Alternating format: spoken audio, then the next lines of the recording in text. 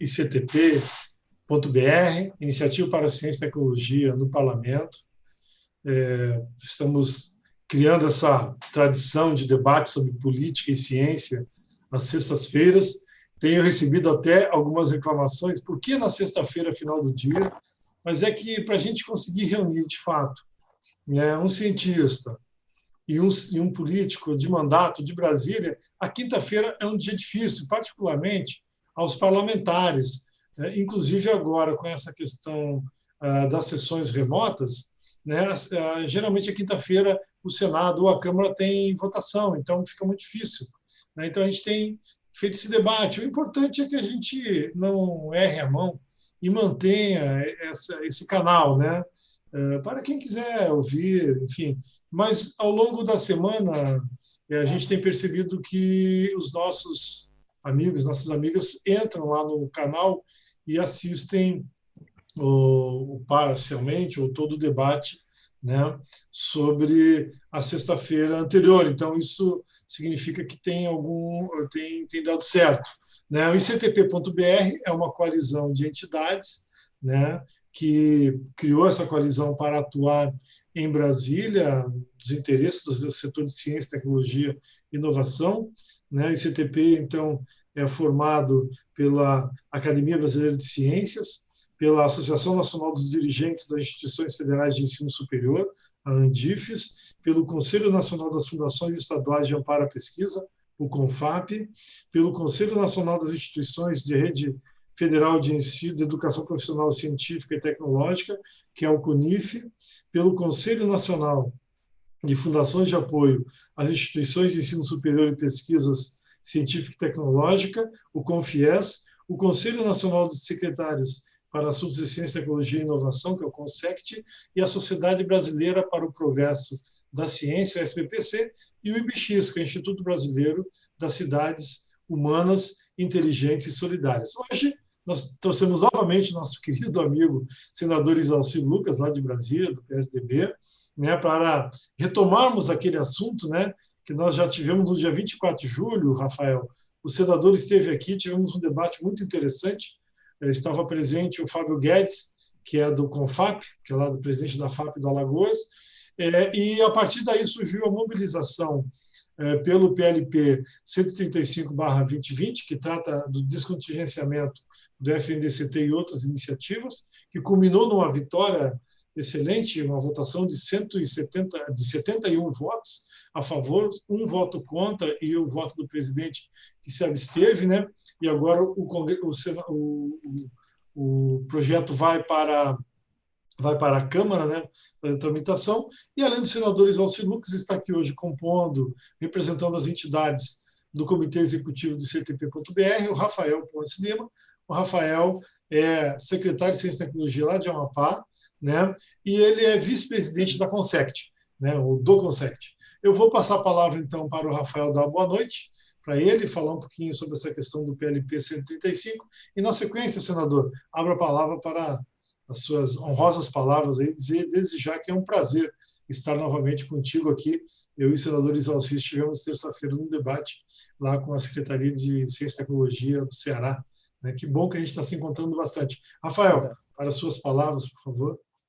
Bom, boa noite a todos. Né? Agradecer o convite em nome dos secretários de Ciência e Tecnologia de todo o país. Né? Aqui em nome do nosso presidente Gilvan Máximo, da vice-presidente Patrícia, Gilvan Máximo, secretário do Distrito Federal, a Patrícia, secretária de São Paulo, né? Em nome de todos os demais secretários, agradecer a oportunidade de poder debater um tema tão importante que é o Fundo Nacional para o Desenvolvimento da Ciência e Tecnologia, que há 51 anos vem promovendo o desenvolvimento científico, tecnológico, inovador de diversos setores, não só da academia, na pós-graduação, na formação de profissionais, mas de setores industriais, do mercado, promovendo essa integração, trazendo desenvolvimento econômico, social, científico e tecnológico para o país. Então, agradecer o convite do ICTP, em nome do Celso e de todos os demais parceiros. Eu lembro que a gente conversou sobre essa oportunidade, né, Celso, lá atrás. E, vamos tentar interagir, tentar fazer aí uns encontros, e deu certo, está sendo um sucesso. E é importante trazer o debate com os atores, os nossos políticos, nossos senadores, nossos parlamentares, E isso aproxima as instituições também e permite que a sociedade compreenda, né, o que cada um de nós tem feito nos seus estados e cada parlamentar tem agido dentro das suas esferas, né, de defesa dentro da Câmara e do Senado, e isso mostra, dá mais transparência para as nossas atividades. Agradecer ao senador Isalci, né, e aqui posso saudá-lo em nome da bancada amapaense. Falei que estaria com ele nesse debate, e aqui nossos deputados, senadores, ficaram felizes e satisfeitos em saber que o senador estava nessa luta, né, dessa bandeira do PL junto conosco. E para quem está nos ouvindo, né, deixar muito claro o posicionamento do Conselho de Secretários da necessidade de garantir não só a continuidade do fundo, mas da importância do fundo e da sua garantia de orçamento, da liberação financeira, né, e da importância desse instrumento para o desenvolvimento do Brasil.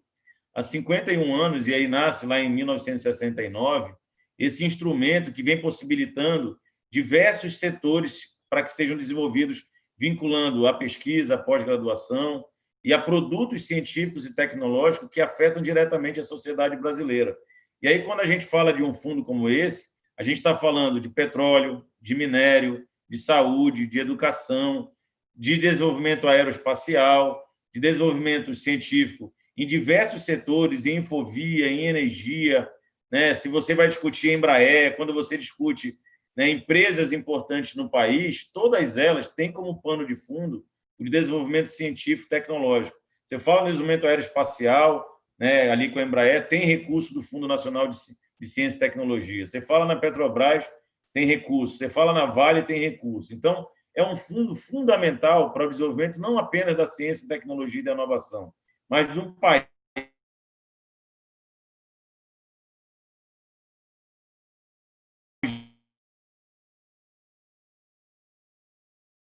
em condições de melhora de vida para a qualidade da população, para que haja liberação orçamentária, né, e que há muito tempo não vem acontecendo. A gente tem um contingenciamento de mais de 80% ao longo dos últimos anos, né? Isso inviabiliza uma série de programas federais.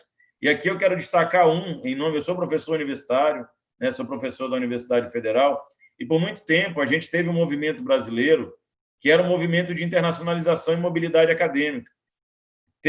Aconteceu isso com Ciência Sem Fronteira, isso vinha acontecendo com incentivo à mobilidade acadêmica no Brasil, entre as universidades, e também uma mobilidade internacional. E o Fundo Nacional de Ciência e Tecnologia também era um instrumento capaz de sustentar um programa como esse, que se acabou, né? Isso tem muito a ver com contingenciamento também de recursos. Então, senador, marcar aqui nessa minha introdução um posicionamento dos secretários da importância desse fundo numa questão macro para todo o Brasil, mas também para o apoio aos estados.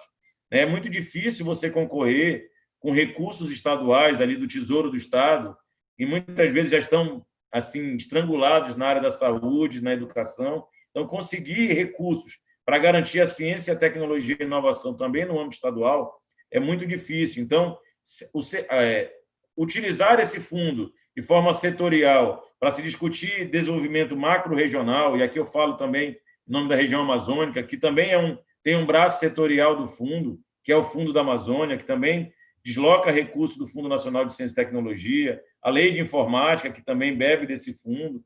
Então, a importância para os estados também é fundamental e acaba descendo para os municípios, quando você tem uma política pública estadual integrada a uma política nacional e consegue fazer o desenvolvimento de iniciativas que alcançam a população na ponta, nos estados e nos municípios. E aí você está falando de energias renováveis, de saneamento, né? Você está falando de infraestrutura, de mobilidade urbana, de cidades inteligentes e diversos outros instrumentos no agronegócio, né? Então, são várias as possibilidades e as oportunidades que o fundo desenvolve, e integrando políticas públicas nacionais, estaduais e municipais, eu tenho certeza que a gente vai ter melhores oportunidades, né? E a garantia de desenvolvimento mais igualitário do Brasil, tanto no aspecto regional, dadas as suas diversidades, quanto no aspecto estadual. E aí a importância que o Senado, que o Congresso se envolvam nessa questão e nos ajudem na garantia não apenas do fundo, mas da sua garantia orçamentária e financeira.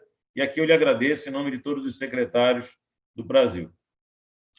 Senador, o senhor volta aqui no programa, um mês depois da primeira conversa, com o projeto aprovado no Senado, uma vitória estrondosa.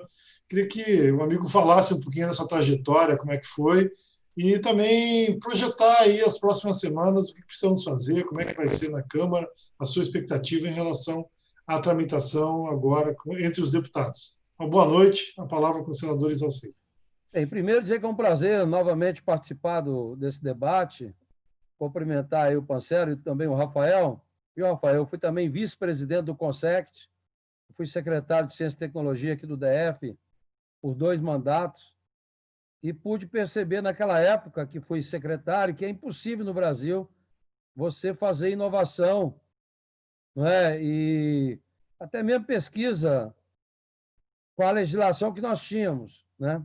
Então, o Pancero acompanhou, foi ministro, sabe o esforço que nós fizemos, né? Mesmo no Congresso, a gente, como oposição na época, a gente conseguiu avançar muito.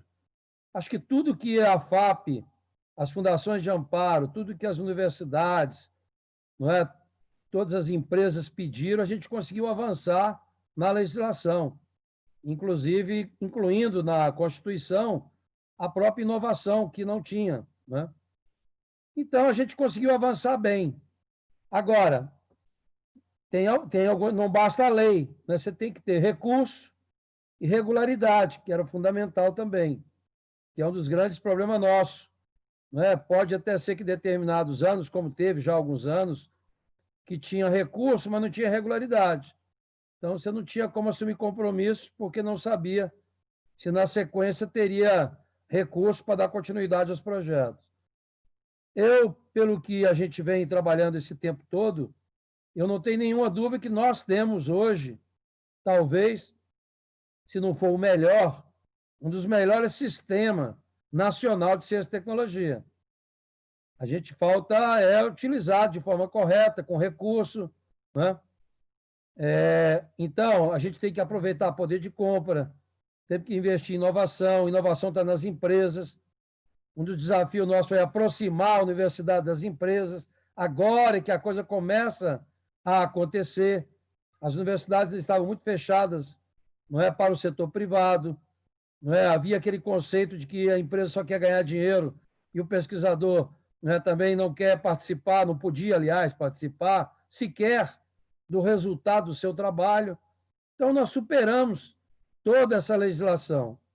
Agora, está aí a FINEP, que sempre foi a Secretaria Executiva, né? Está com 53 anos, se não me engano, agora, que sempre fez a gestão do Fundo Nacional de forma brilhante. E as pessoas parecem que esquecem, né? Se nós temos hoje uma economia que ainda está, né, ajudando o Brasil, o agronegócio, a gente se deve isso à Embrapa. Não existia isso sem a Embrapa. E a Embrapa, sem pesquisa, sem inovação, sem recurso, não seria nada, né? Então, hoje é uma referência mundial.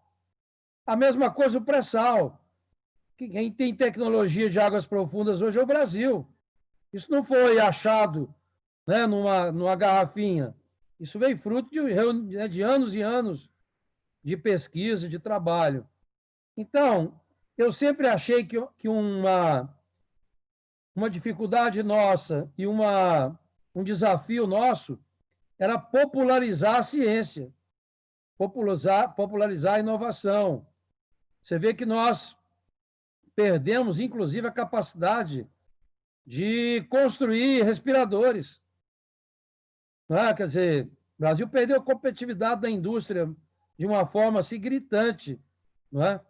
O próprio Estados Unidos perdeu, mandou mão de obra barata para a China, para a Índia, né? E agora percebe a dificuldade que estão sofrendo com isso. Eu acho que mais de 95% das nossas empresas ainda são analógicas.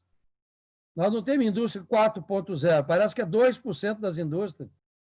Então, nós temos um potencial muito grande, temos aí muitos institutos de pesquisas de alto nível, com muito bons pesquisadores, que deveriam estar operando por demanda, mas que sequer são demandados, né? Então, a gente tem um potencial muito grande e que, se tivesse, de fato, fortalecido o sistema nacional, por exemplo, quando eu fui secretário, nós assinamos na Bahia, foi a Carta da Bahia, inclusive, onde nós fizemos um acordo, ou seja, para cada R$ 1 aplicado pelo Estado, no caso do Nordeste, era de 1 para 5. Se o Estado do Nordeste, qualquer um deles, aplicasse R$ 1 em ciência e tecnologia, o Ministério da Ciência e Tecnologia aplicava 5. No caso de Brasília, era 1 para 2. No caso de São Paulo, 1 para 1. Mas, de qualquer forma, havia contrapartida para você se envolver também os estados e municípios.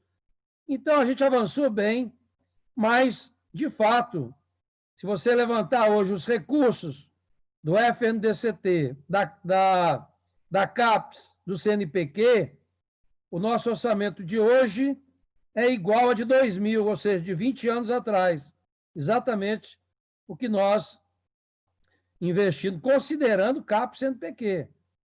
Agora, considerando apenas o Fundo Nacional de Desenvolvimento Científico e Tecnológico, o contingenciamento é de 83%, 84%, ou seja, impossível. Então, evidente que, né,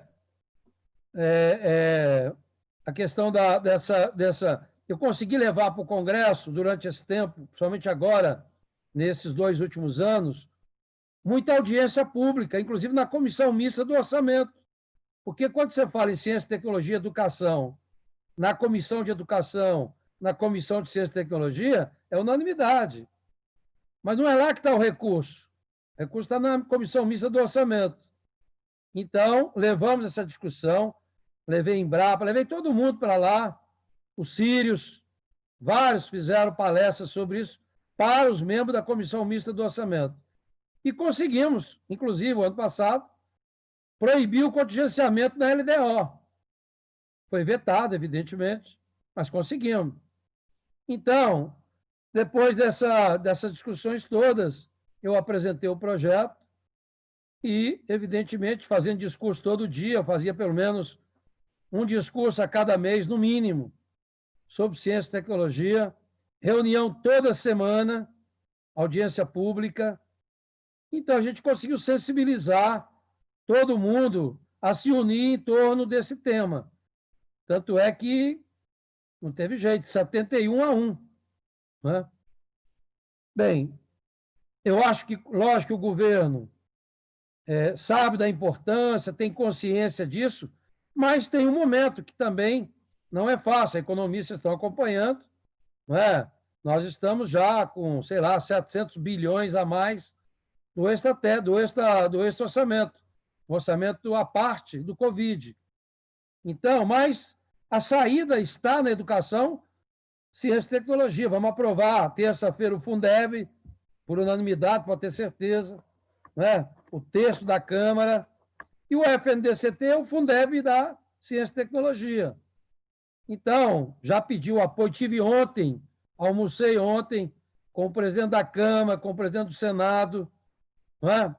E pedi a eles, já tinha conversado com o Marcos Pereira, que é o vice-presidente, e que já foi ministro da Indústria e Comércio, envolvido nessa área, pedi meu vice-presidente da frente, o Vitor Lippe, também, para que, na medida do possível, fosse o relator do projeto na Câmara, e conversei com o presidente Rodrigo Maia, que tem essa consciência da importância do projeto. Lógico que o governo não é favorável já ao contingenciamento, ele acha que realmente tem como cumprir, tem uma certa dificuldade na questão do fundo financeiro, mas para a gente é fundamental, e a gente mudou a redação, porque havia um discurso de que era se fosse financeiro, era sistema financeiro, tem bolsa de valores, a gente colocou no texto, para não ter dúvida, que o FNDCD não é sistema financeiro, não tem que ter nada a ver com bolsa, né? Está a FINEP fazendo 53 anos já fazendo isso, então não tem sentido. Então, a expectativa é muito boa. Agora, da mesma forma que houve uma mobilização muito boa dos pesquisadores, das empresas, das entidades no Senado, ligando para os líderes, ligando para os senadores de cada estado, eu acho que tem que ser feito da mesma forma agora com os deputados. Primeiro com os líderes. Pegar o líder de cada partido, né, e cobrar isso, mostrar a importância disso, porque se há alguma perspectiva de sair dessa crise do Covid, ela passa pela ciência e tecnologia, né, e não vai nascer da noite para o dia. Né? A vacina está vindo aí fruto de anos e anos de pesquisa. Né? Agora, nós já compramos, né, os frascos, já compramos a seringa, já compramos a agulha para quando ter capacidade de implementar. Então, tem que fortalecer também o poder de compra do Estado. Isso é muito importante para a ciência e tecnologia, não é? Porque o Estado tem um poder imenso. Não adianta também a gente investir em inovação, o cara consegue construir uma solução e aí não consegue vender porque não tem competitividade, não tem volume. Né? Então, a gente vai ter que mexer também nessa questão do poder de compra. Como a gente está mexendo também, tem mais 2 projetos meus tramitando, na lei do bem.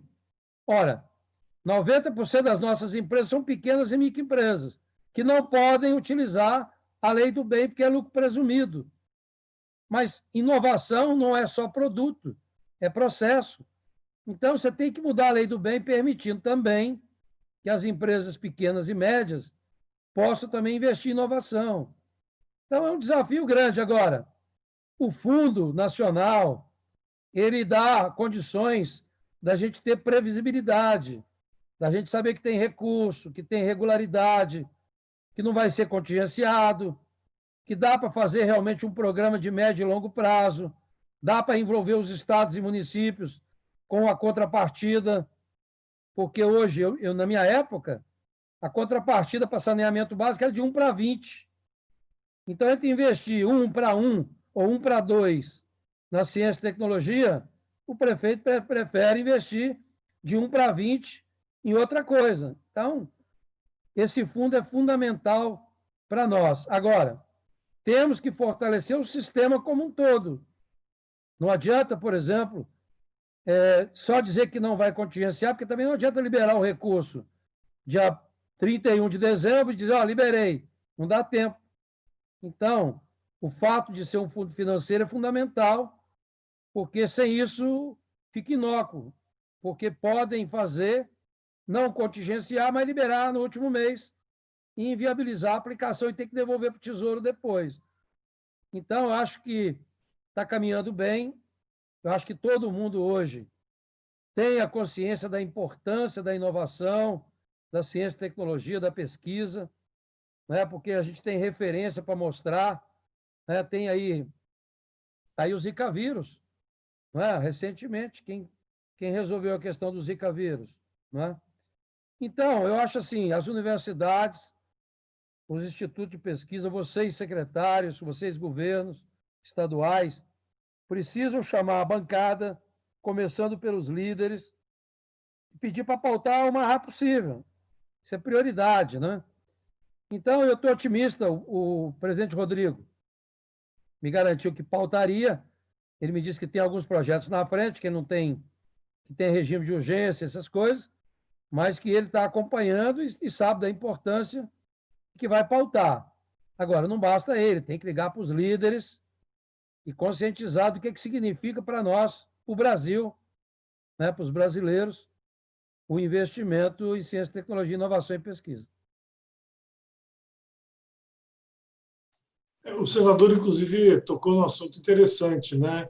Que é essa analogia, né, do Fundeb para a educação básica e o FNDCT para a pesquisa, porque um é continuidade do outro. Né? Aquele jovem que se formou no ensino básico, ele só vai ter amor pela ciência, só vai continuar fazer uma pós-graduação se ele sentir que tem uma perspectiva de vida e nesse caminho. E sem recursos para bolsas, por exemplo, de iniciação científica, você nunca vai criar o amor desse jovem para a questão da ciência. Né? Então, de fato, um é complementar do outro, a analogia é boa. Né? E eu acho importante... sem querer te interromper, claro. Nós precisamos investir e o Plano Nacional de Educação, né, a Base Nacional Comum Curricular agora, a reforma do ensino médio, deixou claro nós vamos ter que investir muito nas escolas em ciência. O aluno só vai ter interesse na ciência, não é? Na medida que você botar laboratório, mostrar para ele o que é ciência. E outra coisa, né, que a gente vê agora, que eu fico assim, a gente fica chateado, preocupado. Né? Nós temos aí muitas bolsas, você sabe que teve a CAPES, CNPq, tem bolsa de doutorado no exterior. As pessoas ficam lá 4, 5 anos fazendo um doutorado, pós-doutorado. Tem que voltar para casa, porque ele é obrigado no contrato, ele tem que voltar para o Brasil, ele não pode ficar lá. Só que quando ele chega aqui, fica desempregado, ele não tem programa para ele continuar. Então, eu tenho aqui milhares de jovens, doutores, que fizeram doutorado no exterior, pós-doutorado, e que estão trabalhando aqui de serviços gerais, porque não tem emprego, não tem oportunidade nenhuma. Então, por isso que eu digo, tem que tratar o sistema como um todo. Tem que aprovar logo esse marco regulatório das startups, não é? Incentivar empreendedorismo nas escolas, não é? E dar incentivo fiscal para essas empresas novas que estão nascendo agora de base tecnológica. A universidade precisa ir mais para o mundo real, mostrar o conhecimento que ela tem, e ela tem muito. A universidade tem muito conhecimento, mas que muitas vezes fica dentro da universidade.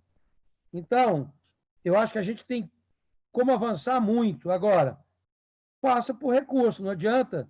A gente tem que sair da fase do discurso, que era o Fundeb. Fundeb, desde 2015, que a gente vem fazendo discurso todo ano. Né? Então, agora chegou na vez do recurso, que não faz, ninguém faz educação, ciência, tecnologia e inovação só com discurso. Senador Celso. Rafael, deixa eu te passar uma pergunta aqui, uma fala, para você já, que eu acho que está bom o debate. Por exemplo, o Enio Pontes botou uma fala. O Enio Pontes ele é professor da Federal do Ceará, ele participou de um debate comigo, com o senador Isalci, a Giana, da CNI, e o secretário de Ciência e Tecnologia do Ceará, né? O Arruda. Agora, terça-feira. E ele está colocando aqui que foi uma vitória. Essa vitória no Senado é reflexo da mobilização do setor científico brasileiro, que eu acho também sendo uma belíssima mobilização para chegar nisso. Então, Rafael, e lá o secretário, o Inácio Arruda, falou assim, eu vou pedir ao governador para que ele reúna bancadas de federais aqui do Ceará para explicar para eles a importância dessa votação na Câmara, né? Porque essa é uma coisa importante. Então, eu acho assim, Rafael, queria até que você falasse um pouquinho dessa questão, né? Como é que é o CONSECT, como é que os governos podem nos ajudar dialogando com os deputados lá na sua base, né? Para explicar a importância, né, do FNDCT, que é isso aí, é o Fundeb da ciência brasileira. Então, acho que o Rafael... Eu ia começar, Celso, por uma questão que eu acho que o senador apontou bem. Primeiro, é o dever de casa da academia, do ambiente científico, de vender bem o que faz, né? Eu acho que a gente precisa, não só, senador, se conectar ao mercado e à sociedade. Eu também falo como professor universitário, isso é uma demanda interna. O ambiente universitário e científico precisa estar mais conectado às demandas e à realidade da sociedade, e fazer o dever de casa de apresentar o que é tudo isso. Porque quando a gente fala do Fundeb, fica mais palpável, porque é o filho que está na escola, alguém de nós sempre está ali na escola pública, tem contato. Quando você fala de um fundo da ciência, ainda é aquele estereótipo de um menino maluquinho dentro de um laboratório, e que não é mais essa a realidade do mundo. Hoje você faz ciência maker, aquela ciência dentro de um laboratório de uma escola, ali no ensino infantil, onde a criança aprende no experimento de sala de aula, a pegar ao sabor da ciência, aprende na prática, com as experiências de dar do ambiente local ali, da sua região. Então, é fazer também esse dever de casa de conexão com a sociedade, conexão com a ciência, com o mercado, e é uma palavra que eu acho que é a mais forte hoje, e repito, inclusive, uma fala do ministro Marcos Pontes. A gente só vai fazer a ciência de ponta, discutir inteligência artificial e a ciência de ponta se a gente fizer a popularização da ciência. Então, a gente vive também esse delay no Brasil de querer ser referência mundial em muitas áreas em algo que não é popular. A ciência não é um assunto do nosso dia a dia, não é um tema que a gente debata sequer nas escolas. Então, esse é um compromisso dos secretários, né? Cada um tem pautado, junto com a sua bancada, fazer essa discussão e o debate de maior popularização desse ecossistema científico e tecnológico. Em algumas regiões do Brasil, falar de startup e ainda é algo muito recente, não é algo muito novo, não é algo que já está consolidado e maduro. Então, esse amadurecimento de um país tão grande, continental como o nosso, mostra a necessária luta pelo Fundo Nacional de Ciência e Tecnologia. Eu estava discutindo essa semana, senador, enquanto alguns estados já estão discutindo inteligência artificial e uma série que são tecnologia de ponta, regiões como a nossa aqui na Unia, é necessário ainda fazer o dever de casa, o início.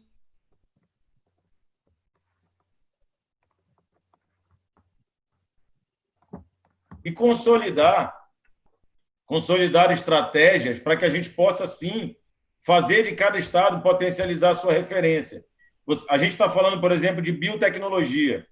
O estado do Amapá, embora seja um estado jovem, eu vou falar em nome dele, mas isso, hoje você tem o Rio Grande do Norte com potencial em energia eólica, você tem o Rio de Janeiro com seu potencial petrolífero, o Amapá tem um enorme potencial da biotecnologia, em especial os fármacos.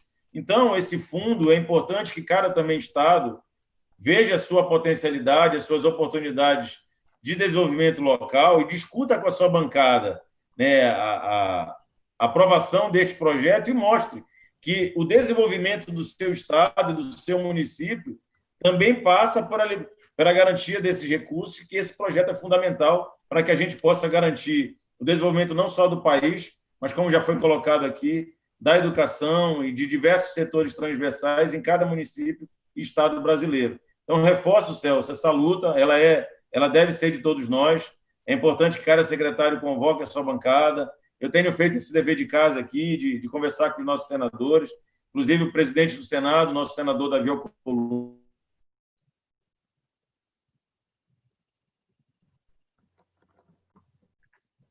o senador Rando Rodrigues, o senador... Os nossos deputados federais, eu tenho pautado isso com eles, como tem...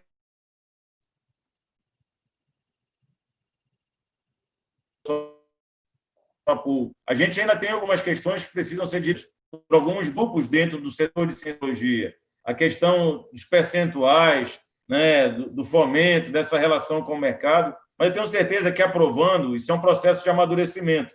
A gente vai fazendo essa evolução e a melhoria desse projeto, da própria lei, né, de outros marcos que ainda virão, porque é tudo muito recente. O senador lembrou aí o marco das startups que está em pauta, o próprio marco da ciência, tecnologia e inovação é muito recente, ele é de 2018, tem 2 anos ainda, a gente nem conseguiu estruturar isso dentro das universidades. Ele vem com uma excelente oportunidade de fazer a formação do pesquisador, de conectar os pesquisadores às empresas, mas nem o nosso jurídico desse ambiente científico-tecnológico está preparado e maduro ainda para lidar com essas questões. Então, é importante aprovar o projeto. Eu acho que, do jeito que está, ele já tem já está robusto para ser aprovado, e a gente vai evoluindo a partir das experiências, né, do aprendizado diário com a lei que é nova para o país, né, e que precisa, sim, urgentemente ser aprovada. Eu quero, inclusive, Rafael, passar para você... Senador, só vou te pedir, só para responder a pergunta aqui do Gagione, você deve conhecer o Gagione, ele está perguntando qual o trâmite daqui para frente e tem chance de entrar em vigor já em 2021? Acho que eu já poderia abordar essa questão também na sua fala, pode ser? Não, com certeza. A minha expectativa, né, depois da conversa com o Rodrigo, é que entre na pauta ainda agora, quer dizer, em setembro, no máximo em setembro, para a gente poder votar a matéria. E ela já entra em vigor imediatamente, inclusive os recursos deste ano, que no projeto também ficou descontingenciado, né? Como estava na LDO. Lógico que pode ser que durante a votação surja alguma negociação com o governo, mas no projeto como está, e eu pedi, evidentemente, que votassem o texto do Senado, como nós vamos votar o texto do Fundeb, nós vamos votar o texto da Câmara, eu espero que seja isso. Então, a expectativa é este ano e agora, o mais rápido possível. Se houver uma pressão maior nos estados, nos líderes, eu acredito até que pode ser votado por unanimidade numa reunião virtual rápida, né? Por acordo, inclusive. Né? Então, eu só queria aproveitar, Celso, você e o Rafael. Primeiro, nós temos uma experiência que iniciou aqui também, né, quando ainda deputado, chamado CDR, Centro de Desenvolvimento Regional, onde nós criamos 3 pilotos, 4 agora, ou 5, que agora é campanha do Rio Grande do Sul, Itapeva, São Paulo, Campina Grande, Brasília e Triângulo ainda não. Agora o Pará também lançou em Belém, lá no Pará também foi lançado isso. O que nós fizemos? Exatamente isso. Pegamos todo o conhecimento científico e tecnológico das universidades, reunimos todo o setor empresarial da região, né? Universidade, governo, empresa, e lançamos editais de demandas induzidas, aquilo que o próprio município precisa, inclusive para fixar os jovens. Grande parte dos jovens se formam, vão embora para as capitais, fica desempregado lá nas capitais. E um potencial imenso na região, não é? Então, é muito importante, está dando certo. Brasília é um piloto, Campina Grande já deu certo também, bacana. Agora, só para você ter ideia, eu fiz essa última reunião que eu fiz agora do Covid, da comissão do Covid do Senado, foram exatamente com os membros aí, não é, da Ciência e Tecnologia. Então, Luiz Davidov, que é o nosso presidente, não é, da Academia Brasileira de Ciências, ele já tinha falado em algumas apresentações, aí é mais para o Amapá, para o norte. Olha, lá no Amazonas descobriram uma frutinha amarela chamada Endopreura ushi, Endopreura ushi amarelinha. Ela gera uma substância chamada bergenim. É plantação nativa. O preço dela, para você ter ideia, hoje, a miligrama é R$ 1.213, ou seja, uma grama do ouro hoje está valendo, até pelo menos semana passada, R$ 353. Ou seja, não é? Ela tem um preço muito maior, não é, do que o ouro. Então, a gente tem que investir em biotecnologia, nanotecnologia. Né? Nós temos aí uma biodiversidade imensa. E aí estão desmatando. Eu sei, estou todo dia lá com os meus amigos, né? O Lucas, o Davi, né? Roraima, Rodone, mesma coisa. Tem muita gente passando fome, contemplando a natureza. Quer dizer, falar na floresta é muito rica em tudo, mas as pessoas passando fome. Então, tem que investir nisso, na biodiversidade. O Brasil tem, a Amazônia tem milhares de coisas que podem render muito mais do que o agronegócio. Aqui é mais do que o ouro. 1 miligrama, não é 3 vezes, 4 vezes mais do que o quilo do ouro. Então, imagina se você faz. E a gente tem aqui um projeto, eu vou apresentar também, nessa linha, né, no sentido de você ser compensado também. Não dá para, né, acontecer o que acontece hoje. As pessoas lá da região, né, em cima de ouro, de petróleo, de minério, de tudo, e não tem cesta básica para comer. Então, a ciência e tecnologia tem a solução para isso. Por isso é que tem que convencer o pessoal a aprovar logo isso e começarmos, de fato, a implementar a política nacional de ciência, tecnologia e inovação, envolvendo os estados e municípios. Porque não adianta também, não é só o governo federal, os estados têm que se envolver com isso, como nós nos envolvemos na época que havia contrapartida, né? Então é isso, o segredo hoje, quer aprovar o projeto, se cada uma das universidades, reitor, né, instituto de pesquisa, empresário da inovação, porque a CNI, o Movimento Empresarial da Inovação, está apoiando. Se cada um ligar para o seu deputado, a gente aprova semana que vem, depende só isso agora. Né? É isso. Obrigado, senador. Quer encaminhar já estão 19 horas e 19 minutos, quer encaminhar a última palavra para nossos... Eu quero mais uma vez agradecer, dizer, não é, que eu só vejo uma saída para o país, para sair dessa crise. ciência, tecnologia, inovação e educação. Então, não tem outra. Não adianta ficar falando em déficit primário, em teto, que vai controlar isso, vai controlar aquilo. Tem que investir muito. A ciência já provou, para cada R$ 1 que é investido, o retorno é no mínimo 12 vezes essa questão. Agora, tem muita coisa que o Brasil já pode produzir de imediato, não é? Inclusive aí essa área do Covid mesmo. Você já tem empresas nacionais com capacidade de produção imediata de respiradores, medicamento, a própria vacina agora, né, de produção. Então, cara, é só... Né, o pior cego é aquele que não quer ver, infelizmente. Mas já eu sinto que no Congresso, pela votação no Senado, que a coisa está madura, basta um empurrãozinho, basta alguém conversar mais um pouco lá com os líderes, pega lá 10 líderes, concentra nos caras, liga para eles, que eu tenho certeza que entra na pauta imediatamente. Um abraço, Rafael. obrigado, e vai dar certo, se Deus quiser, vai dar tudo certo. Bom, senador, eu quero agradecer, Celso, agradecer ao senador também, e tenho certeza, senador, que essa estrutura educação, ciência, tecnologia e inovação, além de ser o vetor do Brasil e de todo o mundo, de todos os países que investem maciçamente nessas áreas, a médio e longo prazo, conseguem uma estrutura adequada à sua população, no que tange a vida,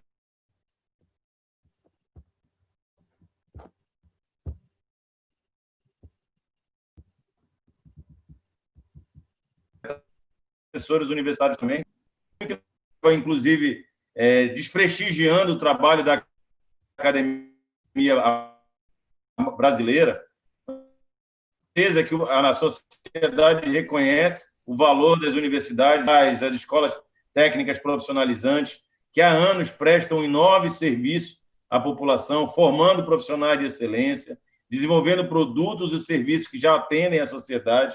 O que a gente precisa, a partir desse amadurecimento, é aperfeiçoar, né? Trazer à tona leis que possam permitir essa maior cooperação, integração entre o mercado, entre as escolas, entre as universidades, aproximar as demandas da sociedade, né, do fazer científico e tecnológico, dos laboratórios, que a gente possa desburocratizar. Ainda está tudo muito burocrático. Aquisição de equipamentos, de serviços, no Brasil não é algo fácil.